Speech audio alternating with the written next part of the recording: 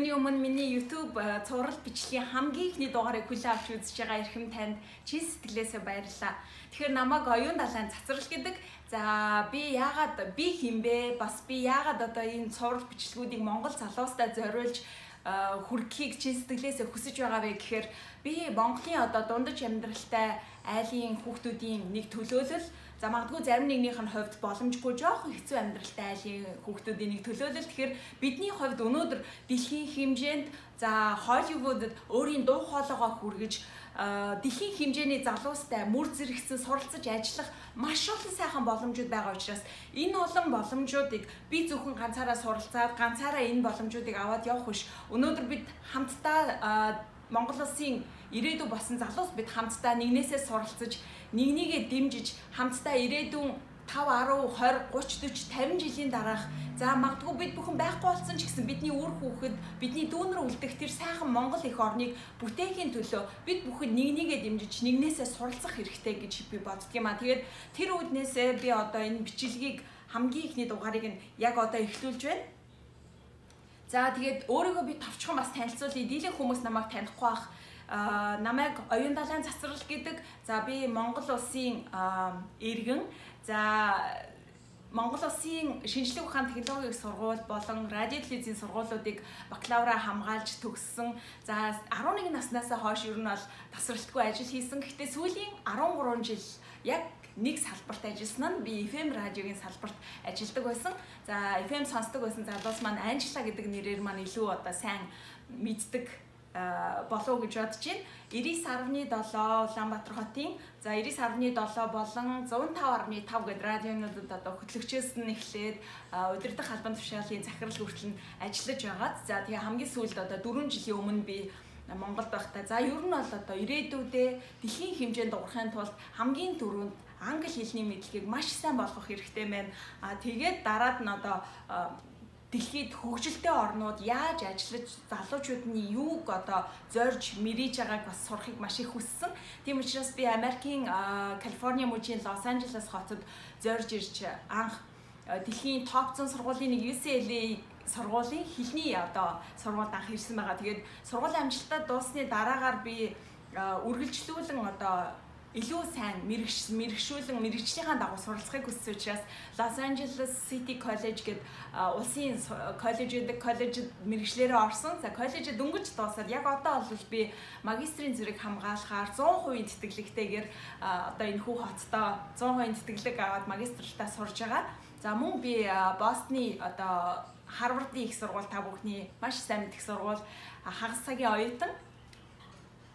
За тэгээд энэ бүх одоо хугацаанд ирснээс эхлээд яг бүх зүйл амархан байгаагүй. Гэхдээ сүүлийн жилүүдэд ялангуяа маш олон сайхан боломжууд миний амьдралд гарч олон сайхан үд хаалгууд нээгдэх бүрт Монгол залуус бидэнд ямар олон боломжууд байгааг би одоо өөрийн биеэр туулж байгаа учраас энэ бүхнийг та бүхэнд бас хуваалцаж одоо хэн бүхэнд энэ боломжууд байгаа гэдгийг чин сэтгэлээсээ та бүхэнд хэлхийг хүссэн юм аа. За тэгээд дугаар болгоныг би одоо ондоо сэдвүүдээр хийн. За жишээ нь хамгийн ихэнд дистаратагаар хамтдаа одоо бичлэгүүдийг цуврал болгож би хийгээд та бүхэн маань одоо тэндээс бас хэрэгцээтэй өөрт хэрэгтэй бүх мэдээллүүдийг аваасаа гэж хүсэж байна. За одоо жишээ нь хамгийн ихний дугаар Америкт болон гадны улс орнууд руу оюутан болж явахын тулд визэнд орох, тухайн орондоо одоо визний материал бүрдүүлж өгөхөд юун дээр анхаарах хэрэгтэй байдаг. Визэнд ороход ямар асуултуудад бэлтгэдэг зэрэг одоо маш олон асуудаг асуултууд надаас ирдэг. Тэгэхээр тэр асуултуудад хариулаад бас мэдээж одоо би анх юу ч мэддэггүй байсан визний талаар оюутны виз хүсгэд ямар одоо материал бүрдүүлдэг, юуг анхаарах гэдээ юу ч мэддэггүй байсан болохоор тэр бүх талаар яг адилхан надтай адилхан мэдлэггүй байгаа тэр залууст би мэдээллийг өөрийнхөө туршлагаас болон өөрийнхөө ойр дотны хүмүүсийн туршлагаас хийсэн юм дугаарыг та бүхэнд хүргэнэ. За түүний дараагаар би дараагийн дугаарыг нь бол мэдээж ирээд суралцаад хэлний мэдлэгээ сайжруулсны дараагаар мэрэгжлийн төвшний одоо өөрийнхөө сонгосон мэрэгчлээ дээшлүүлэх ихтэй сургуулиудыг бас залуус маань сонирхно. Тэгэхээр тэр одоо улсын болон хувийн ихтэй сургуулиудад ямар өртөг үн ханшаар аль сургуулиудад яаж суралцах бид хангалттай хэмжээний боловсрал авах юм боломжтой вэ гэдэг талаар мэдээлэл оруулсан, сургуулиудын талаарх мэдээлэл оруулсан бичлэгийг дараагийн дугаарт хүргэнэ. За түүний дараагаар өнгөрсөн жилийн хувьд миний хувьд бас маш том одоо ололттой байсан зүйл юу байсан бэ гэхээр Miss Asia USA гэх тэмцээн Лос Анжелес хотод зохион байгуулагдсан 30 жилийн түүхтэй энэ тэмцээнд өнгөрсөн оны одоо Монгол улсаа төлөөлөн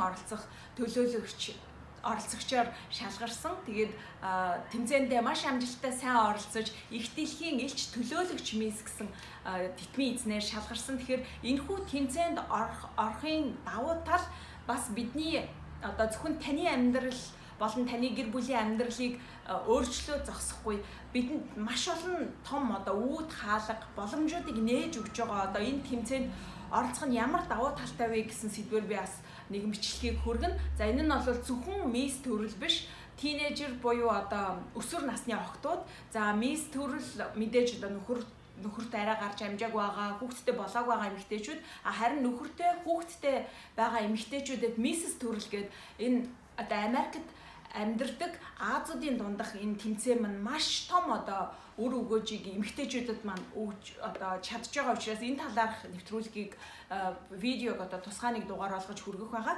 За тэгээд дараагаар нь бол одоо Америкт ирж суралцаад ингээд одоо энд байгаа залуусч байгаа, за эсвэл Монголд байгаа залуусаас ч тэр яаж ихтэй сургуулийн тэтгэлэг авах боломж байдаг, ихтэй сургууль эсвэл коллежийн юм уу суралцж байгаа хугацаанд яаж тэтгэлэг авч суралцах вэ гэдэг асуултууд бас хэн бүхэнд сонирхолтой байх бах. Тэгэхээр энэ одоо талаар мэдээллийг хүргээд нэг дугаарыг бэлтгэж хүргэнэ.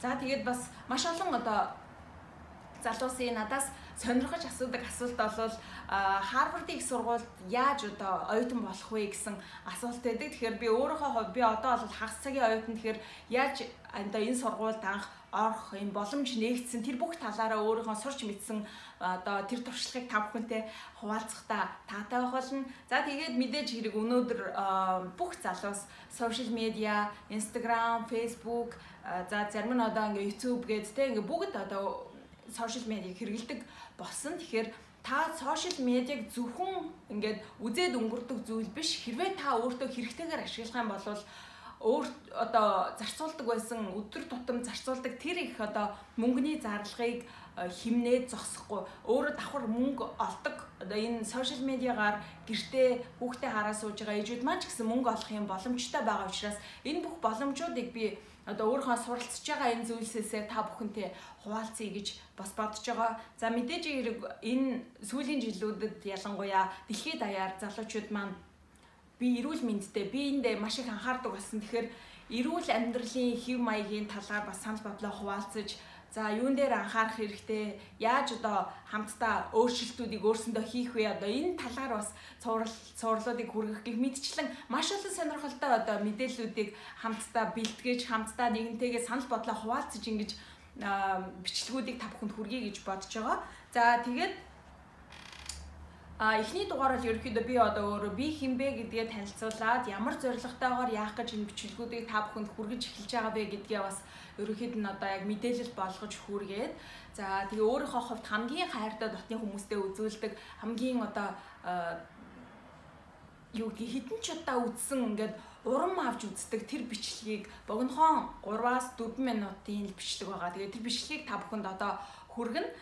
Энэ нь танд юу өгөх бичлэг вэ гэхээр та энэ бичлэгийг үзснээр зүгээр өнөөдөр өөрийгөө би хангалттай хөөрхөн биш, эсвэл би хангалттай боловсралтай биш, би ч тийм, би ч юм, би сайн чадахгүй байх гэсэн өөртөө итгэж чадахгүй байгаа тэр итгэлийг танд өгөх болов гэж би 100% одоо итгэлтэй байна. Тэгэхээр би бол энэ бичлэгийг одоо маш олон удаа үзсэн гэсэн ч гэсэн үзэх болгондоо ирчвч урам авдаг хүн болгонд бид бүхэнд боломж байгаа. Хэрвээ танд хүсэл эрмэлзэл бас танд мөрөөдөл байгаа бол мөрөөдлийнхөө төлөө заавал зоригтойгоор алхах хэрэгтэй гэж хэлмээр байна. За тэгээд бичлэгийн төгсгөлд хэрвээ миний бичлэг танд таалагдаад дараагийн дугаарууд танд хэрэгтэй бас мэдээлэл авахыг хүсэх юм бол та subscribe хийхээ бүү мартаарай.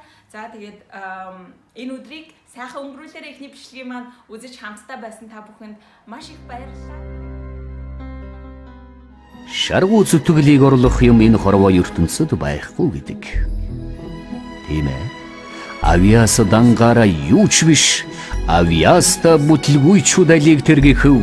Суут ухаан дангаараа юу ч биш. Хүлээн зөвшөөрдгөө суутнууд зөндөөл байдаг. Боловсрол мэдлэг адилхан юу ч биш. ертөнцид боловсролтой тэнгүүд дүүрэн байдаг юм.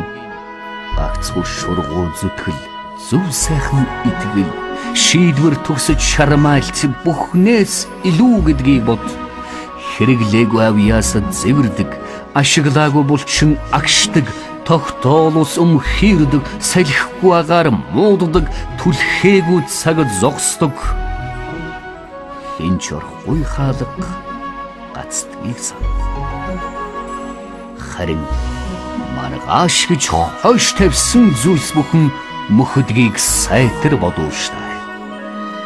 Тиймээс залуу хүн гэдэг үнцэнэ мэдэр зөвхөн олон сургууль төгсөж, олон цагаар ажиллаж, их мөнгөтэй байх нь амжилтанд хүргэдэг гэж бүү эндүр. Залуу хүний сэтгэх чадвар зогссон бол энэ бүхэн байгаад амжилтанд хүрэхгүй бод. Хүн чанараа хизээд битгийгээ эд хөрөнгө алдсан бол юугаач бүү алдсанд тооц. Эрүүл мэндэ алдсан бол нэг зүйл ч алга болж, харин хүн чанараа алдсан бол та бүх зүйлээ гэж байна.